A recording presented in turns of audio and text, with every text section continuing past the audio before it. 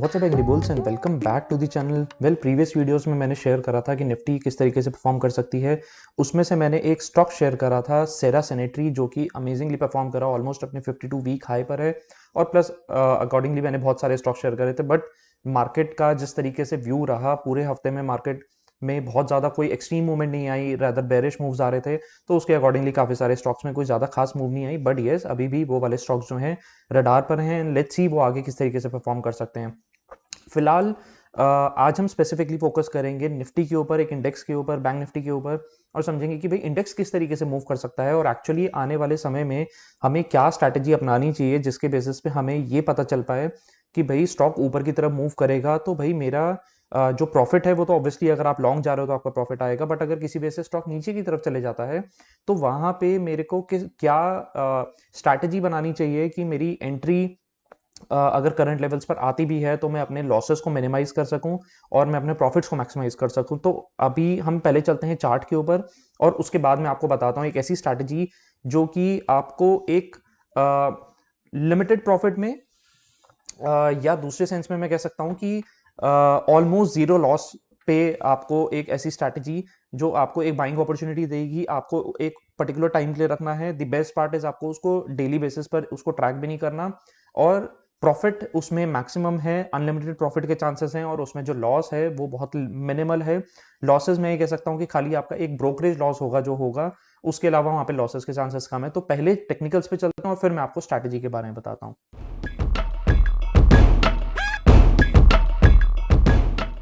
अभी आ गए हम निफ्टी के चार्ट पे।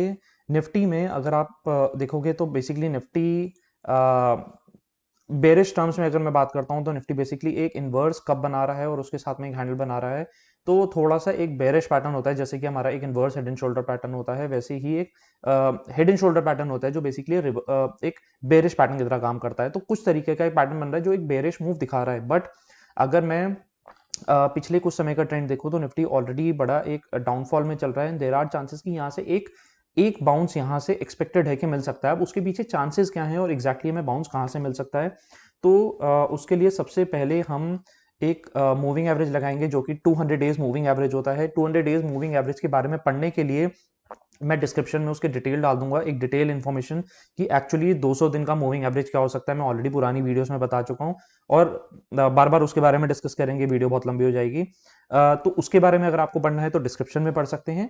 सेकेंडली 200 डेज मूविंग एवरेज के बाद अगर मैं देखता हूं तो इसी का ही थोड़ा सा एक सेकंड कंफर्मेशन के लिए एक यहाँ पर एक गैप जोन है जो कि देर आर चांसेस कि उसको फुलफिल करने के लिए आ रहा हो, बिकॉज ऑलरेडी एक बार फिल कर चुका है, but there might be a little gap जो कि उसको फिल करने के लिए आ सकता है। तो दो कंफर्मेशन कहां पर हैं, एक गैप फिलिंग, एक पुराना रेजिस्टेंस जो कि जब वहां से गैप अप उसने ओपन करा, स्टॉक प्राइस अपना ऊपर की तरफ गया, दोबारा नीचे की तरफ आया, अगेन उसने जो पुराना हिस्टोरिकल रेजिस्टेंस था ये वाला जो कि नेक्स्ट टाइम सपोर्ट की तरह काम करा, अगेन वहां पर आया तो उसने सपोर्ट की तरह काम कर रहा है। थोड़ा सा क्लोज वॉच करेंगे तो आपको क्लियरली दिखेगा कि यहाँ पर बाइंग आई है, एंड अगेन इसी लेवल पर आने के बाद दोबारा करंट जोन में यहाँ पे बाइंग आई, और प्लस यहाँ पे 200 डेज मूविंग एवरेज भी आ रहा है। तो देयर आर चांसेस कि यहाँ से हमें एक बाउंस एक्सपेक्टेड है, यहाँ से मिल सकता है। अगर किसी वजह से ब्रेक करा तो फिर तो वैसे भी हम बहुत ज्यादा हार्श लेवल्स आ जाएंगे उसमें। बट अगर आप हिस्टोरिकली नोट करते हो तो जितनी बार भी जो भी इंडेक्स है, कोई भी स्टॉक है, अगर वो 200 डेज मूविंग एवरेज के ऊपर होता है तो वो बुलिश मूव देता है। बट अगर वो एक बार भी अगर वो ब्रेक करता है और बड़े गैप डाउन के साथ में ब्रेक करता है तो वहां पे काफी हद तक, काफी टाइम तक नीचे रहता है और फिर वो एक बेरिश मूव ही रहता है, जैसे कि पुराने टाइम में भी हो चुका है। बट मैक्सिमम टाइम अगर मैं 70 आउट ऑफ 100 टाइम्स देखता हूं तो 70 बार ऐसा होगा कि वो अपने गैप के मूविंग एवरेज के पास आएगा और वहां से बाउंस देगा। फिलहाल के लिए फंडा क्लियर है कि भाई मूविंग एवरेज के पास आ रहा है, गैप फिलिंग भी कर रहा है और सपोर्ट के पास भी खड़ा है। पहला निफ्टी। दूसरा सिमिलर सिचुएशन जो है बैंक निफ्टी में बन रही है।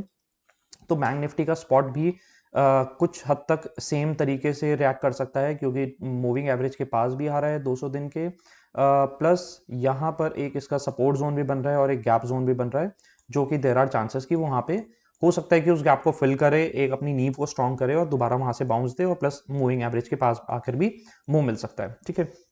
But the main point is कि भाई मेरे को ट्रेड कैसे करना है। मान लो मैं स्टॉक में एंटर कर जाता हूँ, एक स्टॉप लॉस भी लगाता हूँ, बट कोई बड़ी ओवरनाइट कोई डाउनफॉल आ जाता है और भाई स्टॉक प्राइस बिल्कुल नीचे गिरने लग जाता है। तो कोई ऐसी सिचुएशन की जैसे आपने लेट से मैंने मॉर्निंग उठा, मैंने निफ्टी खरीद ली और मैंने पोजीशन बना ली और उसके बाद निफ्टी गिरना शुरू कर जाता है, तो जब तक मार्केट खुली हुई है तब तक तो मेरे हाथ में पोजीशन को एग्जिट करना। बट जब मार्केट बंद हो जाएगी उस केस में क्या होगा, अगर ओवरनाइट कोई डाउनफॉल आ जाता है, मैं उस चीज को कैसे प्रोटेक्ट कर सकता हूँ। उसको प्रोटेक्ट करने के लिए हम अपनी एक स्ट्रैटेजी बनाएंगे, जहां पर कि हमें सबसे पहले ऑप्स्ट्रा पे चलना है। ऑप्स्ट्रा पे चल करके मैं स्ट्रैटेजी बताता हूँ, तो वहां पे ज्यादा क्लैरिटी मिल जाएगी।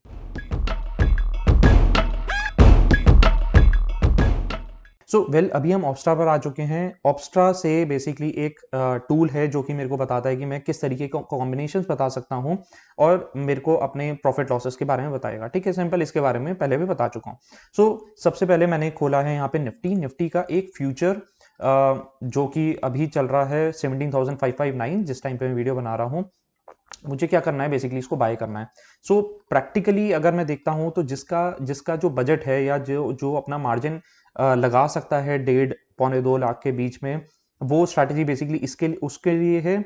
और प्लस अगर आपको अपने लॉसेस को मिनिमल करना है और अपने प्रॉफिट्स को मैक्सिमाइज करना है, जहां पे कि मेरा रिटर्न और जो रिटर्न और मेरी इन्वेस्टमेंट है वो भी मेरी ज्यादा है, और अगर किसी वजह से स्टॉक बहुत ज्यादा नीचे गिर जाता है तो उस केस में मेरे को लॉसेस ना हो।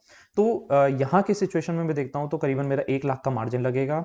प्रोबेबिलिटी ऑलमोस्ट 50-50 की है, 60-40 की है। भाई 40% चांसेस है मुझे प्रॉफिट होगा, 60% चांसेस है मुझे लॉस होगा। किसी वजह से स्टॉक नीचे चले जाता है तो अनलिमिटेड लॉस है, किसी वजह से स्टॉक ऊपर जाता है तो मेरे को अनलिमिटेड प्रॉफिट है। इसके अगेंस्ट मेरे को एक स्ट्रैटेजी को बनाने के लिए मेरे को चाहिए यहाँ पर एक ऑप्शन। ठीक है, तो ऑप्शन में क्या करूंगा, 17,800 का एक पुट ऑप्शन है जिसको मैं बाय करूंगा। अगेन मैंने एक फ्यूचर बाय करा है, उसके अगेंस्ट में एक 17,800 का एक पुट ऑप्शन बाय कर रहा हूं। अब बेसिकली ये पुट ऑप्शन ने मेरे को क्या करा सबसे पहले आप देखोगे तो मेरा जो मार्जिन है वो ऑलमोस्ट 1/3 हो गया। ठीक है, तो ऑटोमेटिकली अगर मैं चाहूं तो मैं अपनी क्वांटिटी को 3 टाइम्स बढ़ा सकता हूं, बट हम वो नहीं करेंगे, हम दूसरी तरीके से काम करेंगे।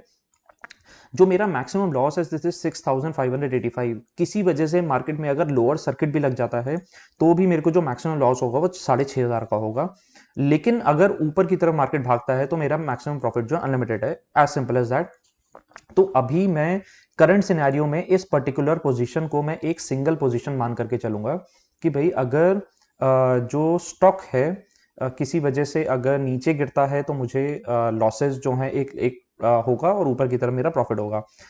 अभी मैं चाहता हूं कि मेरा ये 6,500 का लॉस भी खत्म हो जाए, मुझे ये लॉस चाहिए ही नहीं है। तो बेसिकली मेरा जो फंडा है, मैं उस केस में क्या करूंगा, मैं यहां पर 17,000 के पुट के 2 लॉट्स को मैं सेल करूंगा। तो अभी जो एक ऑप्शन का जो प्राइस चल रहा है दिस इज 8420। तो मैं आपको कैलकुलेशन बताने के लिए मैंने कैलकुलेटर खोला है। तो 8420 इंटू 100, अगर मैं 2 लॉट सेल करता हूं तो यानी 100, यानी 8400 का मेरा ये प्रीमियम है जो कि मैं रिसीव करूंगा। तो मैं यहां पर 2 लॉट पुट ऑप्शन के मैं यहां पे सेल करूंगा। अभी अगर आप चार्ट देखोगे तो चार्ट थोड़ा सा इसका चेंज हो जाएगा, बट अगर मैं इनको 2 स्टैंड अलोन पोजीशन मांगता हूं, अगर मेरी जो फर्स्ट पोजीशन है मेरे को 6,500 का लॉस दे रही है, और जो मेरी सेकंड पोजीशन है ये मेरे को करीबन 8,500 रुपए का प्रॉफिट दे रही है, यानी मेरी 2,000 का प्रॉफिट जो है मेरी एक्चुअली विन विन सिचुएशन है।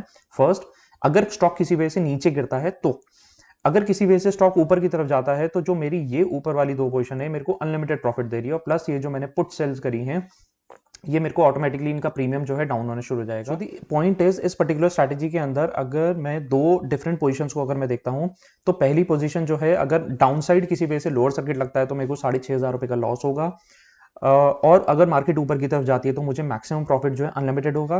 प्लस उस प्रॉफिट जो बेसिकली जो मेरा डाउन साइड का जो रिस्क था 6,500 का, उसको कवर अप करने के लिए मैंने यहाँ पे 17,000 की मैंने 2 लॉट पुट के बेचे हैं, जो कि मेरे को एक प्रॉफिट वाली सिचुएशन देगा, जिसमें करीबन मेरा 8,500 रुपया प्रॉफिट होगा।